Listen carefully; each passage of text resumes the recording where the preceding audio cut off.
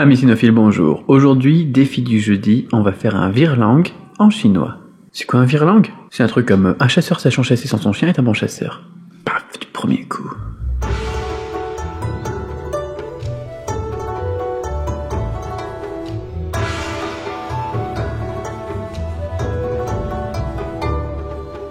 Bonne nouvelle, quand j'étais en train de ranger ici tout le foutoir que les enfants ont mis hier, eh bien j'ai reçu un coup de fil. C'est le livreur de colis qui me dit qu'il a un gros paquet pour moi, il me demande si je suis à la maison à 2h. Ce qui veut dire que je vais recevoir mon drone. C'est bien ça. Le facteur est passé. Ouh. Alors pour le deuxième colis, donc c'est mes bagages que j'avais laissés à l'hôtel, que j'avais oublié à l'hôtel, qui m'a envoyé en express. Et pour ça j'adore vraiment les courriers express chinois parce qu'ils font 400-300 km comme ça, donc la moitié de la France ou un tiers de la France en 48 heures pour 2 euros, 3 euros, c'est un truc de dingue. C'est vraiment parce qu'ils ont la poste en France. Mais c'est hallucinant la différence de service qu'on peut avoir. Le drone, lui, il est arrivé en 3 jours et il a parcouru 1200 ou 1500 km. Donc je vais d'abord récupérer mes bagages. Pour le drone, je vais faire ça dans une vidéo séparée.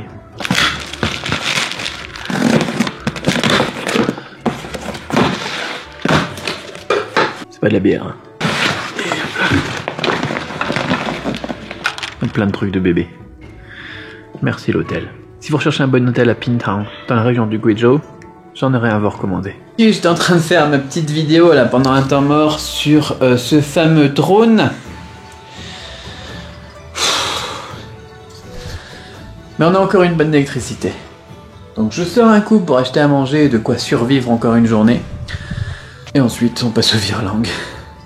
Alors pour le petit virelangue, on va passer sur l'ordinateur, ça sera quand même plus simple parce que je vais vous montrer donc quelques explications sur la prononciation, ce sera bien plus facile comme ça. Mon truc il est pas allumé, mais si il est allumé. Attends. Ah c'est bon, ça se connecte. Voilà, donc nous sommes sur un virelangue ou en anglais tongue twister, ce qui est un retournement de la langue. L'idée c'est d'avoir un truc comme tout à l'heure je vous disais, qui soit difficile à prononcer et qui puisse être bénéfique aussi pour vous, pour votre apprentissage du chinois, pour bosser un petit peu votre prononciation, c'est du bonus, c'est rigolo en plus, ça épate toujours les gens. Alors on en a plusieurs des virelangues et on va commencer aujourd'hui par donc un exercice facile et un virelangue facile, voilà. Ce sera le défi d'aujourd'hui. Donc l'exercice facile, ça sera pour s'entraîner donc lapin et ventre. Et ensuite, donc le vrai virelangue qu'on va voir juste après, ça va être, je devrais écrire en majuscule, là c'est tout petit. Donc le virelangue, ça va être celui qui mange, donc on va appeler ça raisin. Donc qui mange du raisin ne doit pas cracher la peau. Voilà. Donc c'est aussi évolué qu'un chasseur sachant chasser sans son chien est un bon chasseur. Mais donc du coup là on parlera de raisin et de cracher la peau. Alors attaquons tout de suite la prononciation et l'exercice.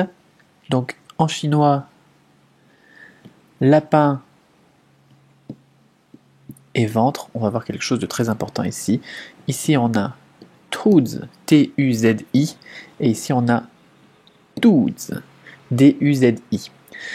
La différence entre le T ici chinois et le T français, c'est qu'il est très expiré. Si vous faites un T pas expiré, les gens ils vont le comprendre comme un D. Et c'est pour ça que ça c'est un bon exercice. Et si au contraire ici vous faisiez un D expiré, duzi, en soufflant un petit peu, eh bien les gens ils le comprendraient comme un T. Donc le D au final c'est le même qu'en français, mais le T n'est pas identique. Le T il faut l'expirer. Si vous l'expirez pas, donc les gens ils vont se tromper tout simplement. Ils vont croire que vous parlez de votre ventre au lieu de parler par exemple d'un lapin.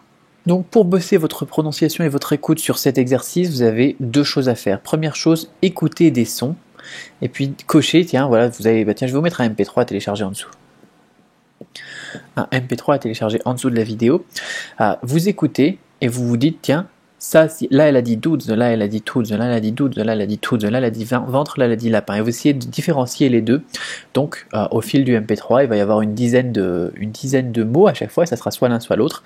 Et vous mettez par exemple sur un papier libre, comme ça, vous prenez un papier et puis un stylo, et vous mettez, bien voilà, je pense que là elle a dit ventre, là elle a dit lapin, pour vous faire l'oreille un petit peu, vous habituer à ça. Si vous êtes trompé, vous recommencez l'exercice. Et deuxième exercice, eh bien c'est à vous de vous enregistrer. Donc ça c'est la première partie, écoutez le MP3 et voir si vous avez et voir si vous arrivez déjà au moins à entendre la différence de son qu'il y a entre les deux. Et ensuite, une fois que vous l'avez entendu, vous pouvez le reproduire plus facilement. Donc ça sera le deuxième exercice. Donc il s'agira ici de vous entraîner à dire lapin, ventre, lapin, ventre, lapin, ventre. Enregistrez-vous et faites le labo de langue, comme j'explique par exemple dans la formation prononciation pour laquelle il y a une promo jusque aujourd'hui, je crois, ou jusque demain. Vous pouvez regarder, je mets le lien en dessous de la vidéo, vous pouvez voir si c'est encore disponible.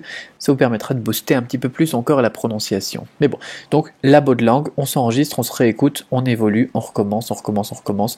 Et comme ça, eh bien, on va tendre vers la perfection.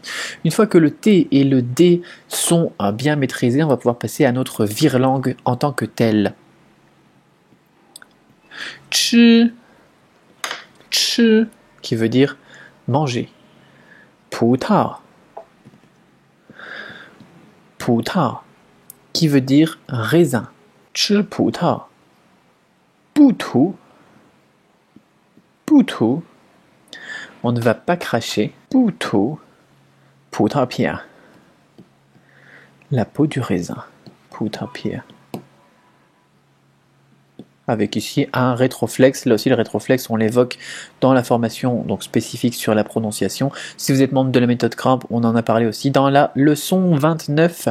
Rétroflexe, c'est... on en parle déjà même avant, en fait. Rétroflexe, c'est tout simplement l'idée de plier sa langue en arrière et de prononcer eh bien, les voyelles, ou les consonnes d'ailleurs. Mais ici, donc, à la fin d'une phrase, avec un accent un petit peu pékinois, on va ici donc insister sur le i et rétroflexe, et faire une rétroflexe. Donc, chi puta butu puta pia. Et vous répétez, vous répétez, vous répétez, vous répétez. Chi puta butu puta pia, chi puta butu puta pia. Et ce qui est important ici, c'est de bien faire les T et les P expirés et les B pas expirés. Le chi, ici, on est aussi en rétroflexe. Donc faites attention à ça, mais ça va pas être vraiment le but de l'exercice. Au pire, c'est le che, vous le prononcez pas très bien dans cet exercice. C'est pas le plus grave. Ce qui est important, c'est les B, les T, les P. Les P, les T, les B. Voilà, je deviens dyslexique, moi. Chi puta, butu puta pia, chi puta butu puta pia, etc., etc., etc. Voilà. Donc là aussi, pour vous entraîner à ce virelangue, qui épate déjà bien les Chinois, même si c'est pas le plus difficile, vous avez un MP3 à télécharger juste en dessous de la vidéo. Je vous laisse vous amuser avec celui-là et épater vos amis. Voilà, donc c'était pour le défi du jeudi. Alors ça c'est plus difficile si vous voulez me faire parvenir eh bien, vos essais donc, de prononciation et voir un petit peu si vous en sortez bien et demander mon avis.